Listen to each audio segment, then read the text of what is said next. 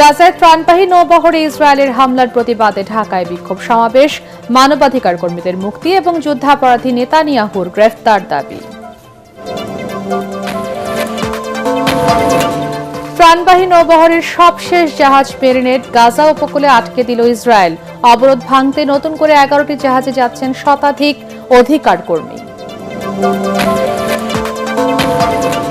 আওয়ামী লীগের নির্বাচনে অংশগ্রহণ ও রাজনীতিতে ফেরার সিদ্ধান্ত বিচারিক প্রক্রিয়ায় হওয়ার পক্ষে বিএনপি। শীঘ্রই প্রতিটি আসনে চূড়ান্ত হবে দলের প্রার্থী।